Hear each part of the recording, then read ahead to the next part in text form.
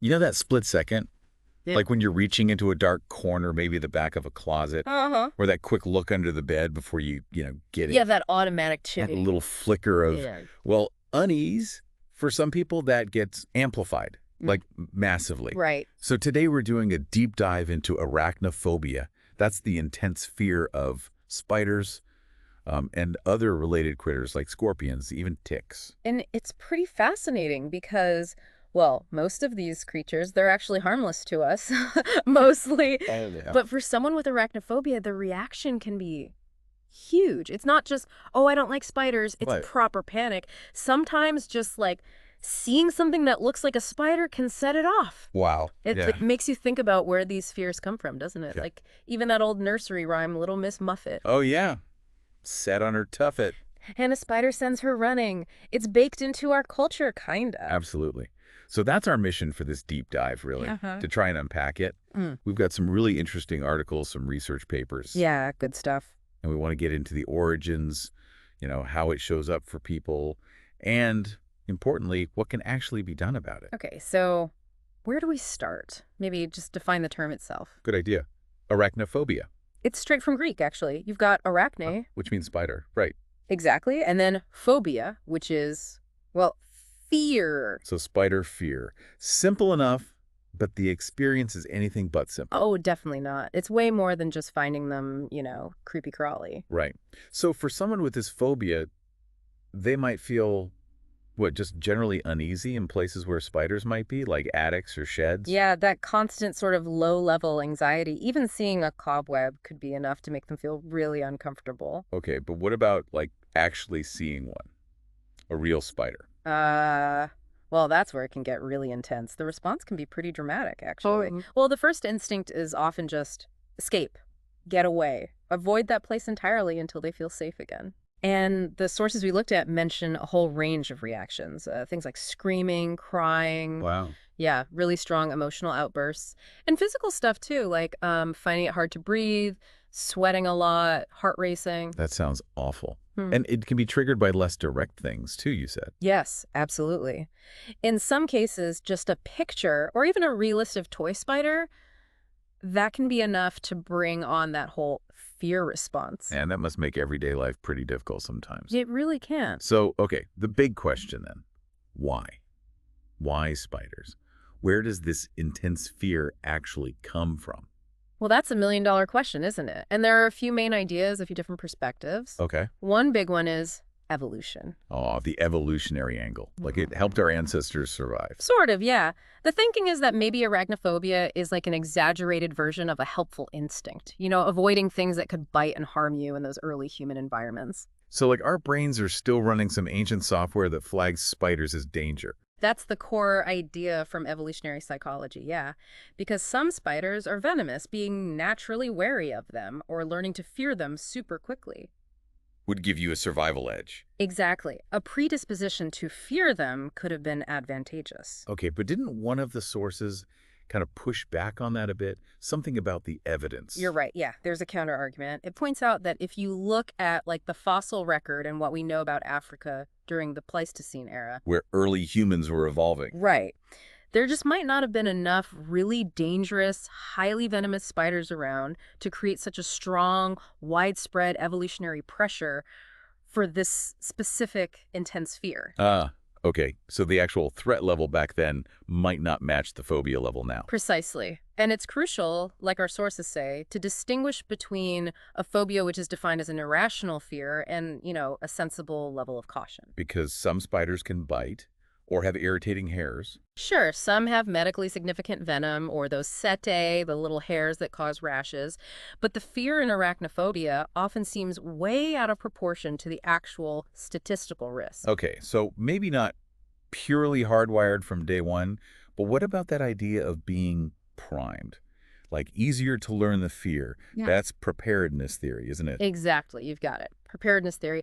Arne Neumann did a lot of work on this. Right. It suggests we're biologically sort of set up to learn fear responses more easily and more permanently to things that were historical threats, like snakes and spiders. Compared to, say, modern dangers like I don't know, electrical outlets. Exactly, or even neutral things like flowers or mushrooms. The idea is our brains have a kind of quick learn pathway for these evolutionarily relevant threats. So I might only take one bad experience or even just seeing someone else freak out about a spider. To lock in that fear pretty solidly, whereas developing a phobia of, say, power sockets would likely take a lot more negative reinforcement. That actually makes a lot of sense. Like, our brains are biased towards learning certain fears. You could put it that way. Yeah.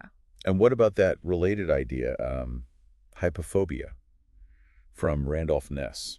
Ah, yes. Nessie's point is interesting.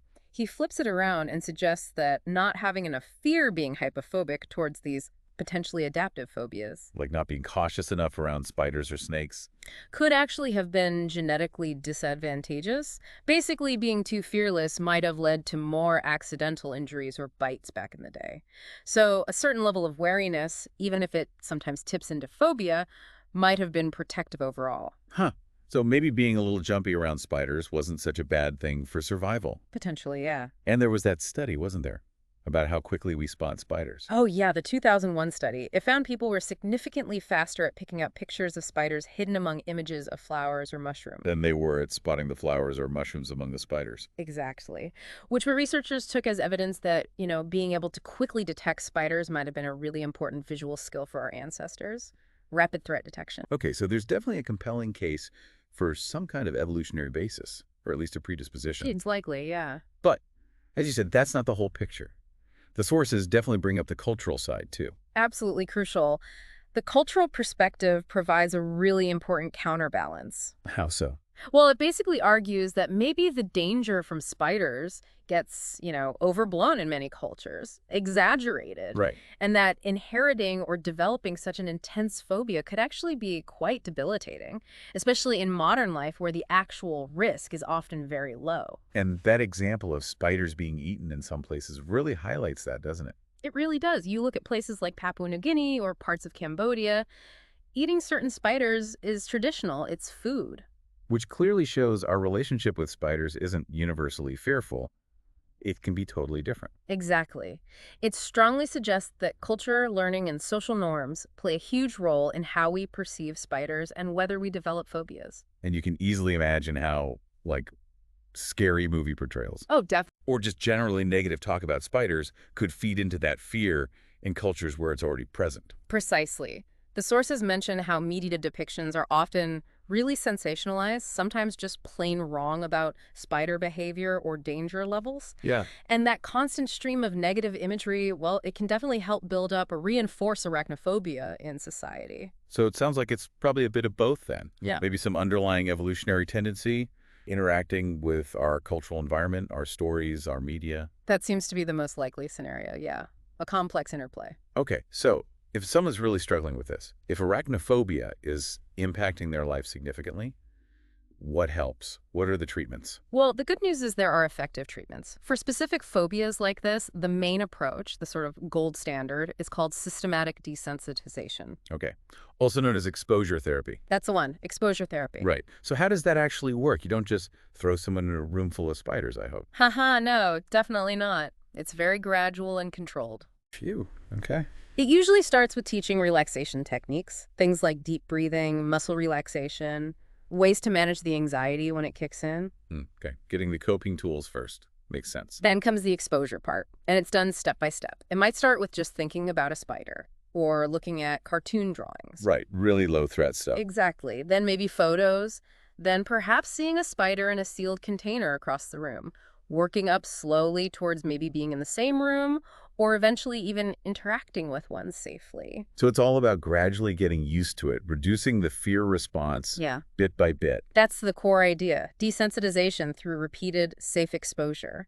And it can be done in vivo, meaning with real spiders, carefully managed, Right. or sometimes using imagination, guided by the therapist. And interestingly, the sources say some people feel better even after just one session. Really? That quickly? It can happen, though usually it takes a course of therapy for the effects to really stick. Still, that's quite encouraging. And Mhm. technology is playing a role now too, right? Right. VR and stuff. Oh yeah, that's a big development. Using virtual reality or augmented reality. How does that work? Like putting on a headset and seeing virtual spiders? Pretty much. It allows people to face their fear in a completely safe, controlled digital environment. You can control the size, number, movement of the virtual spiders. Wow, I could see how that would be useful. Maybe less intimidating than starting with real ones. Exactly. And research shows it's actually really effective. Plus, there was that fun little mention in the Oh, sources yeah. about potentially using short clips from, believe it or not, Spider-Man movies. No way, seriously. Yeah, suggested as a possible, very gentle starting point for exposure in a therapeutic setting might help reduce the fear a tiny bit for some people. Huh. Who knew Peter Parker could be therapeutic? Yeah. Okay, so treatments exist, they work. What about just how common this is? What are the numbers like? Well, globally, the estimates are somewhere in the range of 3.5 to maybe 6.1% of the population. It's actually quite a lot of people when you think about it globally. It is, and it makes it one of the most common anxiety disorders out there, which is pretty striking when you remember, again, that most spiders are tiny and harmless. Yeah, it really highlights the irrational part of the phobia, doesn't it? It does. Are there any, factors that make someone more likely to have it? Yeah, research points to a few things. Sociodemographic factors seem to play a role, things like gender. Oh, who's more likely? Studies consistently find that women are more likely to report having arachnophobia than men. Interesting. Why might that be? Learned behavior, reporting bias. It's debated, could be a mix of factors. Also, age, education level, and even a person's general tendency towards feeling disgust seem to be linked. Disgust sensitivity. Okay, that makes some sense. And the sources also briefly mentioned related phobias like fear of bees, apophobia, Right. or insects generally, entomophobia, or even ants, myrmecophobia, which might suggest for some people there's a broader sensitivity to, arthropods in general. Okay. Interesting connections. So let's try and pull this all together then. Sounds good. We've seen arachnophobia is, well, it's a significant thing, a widespread phobia. Yep, affects millions. And its roots seem tangled up in both our deep evolutionary past, maybe giving us a slight nudge towards learning this fear easily, Right, that preparedness idea. and our cultural environment, which can really ramp up that fear through stories, media, and just how we talk about spiders. Exactly. Nature and nurture working together or against each other, depending on how you look at it. And even though rationally most spiders aren't a threat, the fear can be incredibly real and disruptive for those experiencing it. Absolutely. It's a genuine condition. But the really positive takeaway is that there's help available. Effective treatments like exposure therapy Especially with the newer VR and AR tools coming online. can make a real difference. Definitely. There's hope for overcoming it. So that leaves us with a final thought, maybe something for you, the listener, to chew on. Considering this whole complex mix of instinct and culture that seems to shape arachnophobia, it makes you wonder, doesn't it? About what? About other fears we think of as fundamental, as just part of being human. How many of those might actually be shaped more by our environment, our stories, our learned experiences than we realize? That's a great question. Thinking about spider fear might just be a way into understanding fear itself more broadly. Yeah, something to think about.